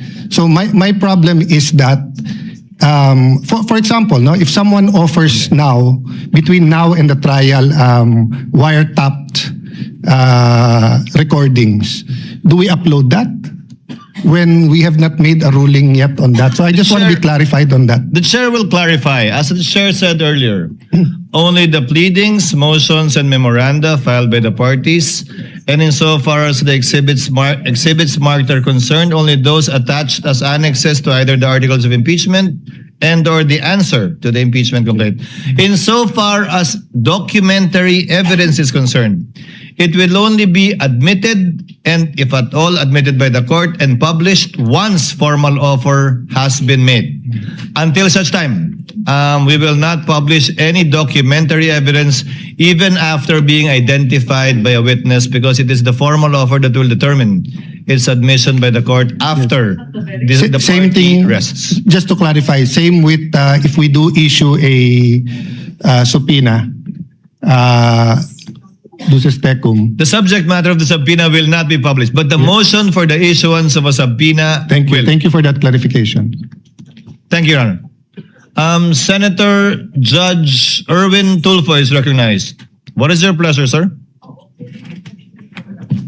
Thank you, Mr. President. Thank you, Mr. Presiding Officer. Just want to be clarified. I need a clarification, Mr. Presiding Officer, with regards to this anti-money laundering council documents or pieces of evidence that will be submitted here. Will it be okay if we tackle this in public, or shall we tackle evidence from the AMLAC during an executive session? I believe these is under the bank secrecy law, or we can tackle it because this is an impeachment court, Mr. Presiding Officer. What we will debate upon, if at all, on the scheduled date to be set by the chair is a debate on whether or not to issue the subpoena duces tecum ad testificandum in relation to AMLC records, not the actual records yet. Once it is granted by the court and is issued, it will have to be presented by the parties. We cannot tackle and discuss it in executive session, because anything and everything discussed in executive session cannot be revealed into the public and used by this court.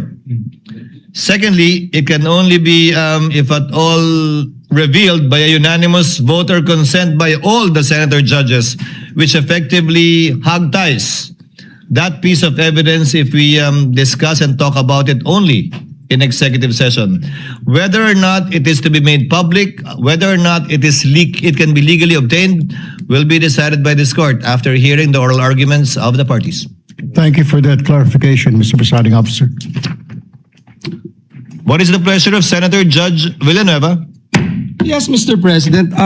Considering that we have been tackling and asking of pieces of evidence, I think there's a lot of questions with regard to the mahiwagang BIR box, Mr. President. Yung clarification lang po, where is it now, and when are we going to transfer it to the Bureau of Internal Revenue? It is with the Clerk of Court in the Office of the Secretary General, as instructed by the Chair. it should be sent back to the BIR by tomorrow morning in the condition that it was received, meaning sealed. The same. Thank you, Mr. President. Any other manifestations or motions on the part of the senator judges? Senator Judge Ontiveros is recognized. What is your pleasure, ma'am? Salamat po, Mr. Presiding Officer. Just to make a brief statement in support of the ruling recently proclaimed by the Presiding Officer on executive sessions. Thank you, if I may, Noted, Mr. Presiding and entered into the Officer. records. And just to add a little bit of that, Lady, may Mr. proceed. Presiding Officer, thank you. The executive session is only for Congress acting in its usual legislative functions, and impeachment trials do not contemplate executive session. So I join with the presiding officer in the call that he made, which I believe is the default also of this impeachment trial court for transparency as a general rule and as a default. Salamat po, Mr. Presiding Officer. Thank you, Senator Judge Ontiveros. Before the court adjourns, Chair directs the clerk of court to kindly make sure that the subpoena for the two NBI agents will be issued this afternoon and duly received, and entrusts it to the counsel for prosecutors to make sure of the attendance of their two witnesses tomorrow. Likewise, the chair reminds the clerk of court to furnish, right after we adjourn, counsel for respondents with a copy of the requests for the issuance of subpoena thus far submitted and filed with the office of the clerk of court. So ordered. There being no other business to discuss, the trial is hereby adjourned until 2 p.m. of Tuesday, tomorrow, July 7, 2026.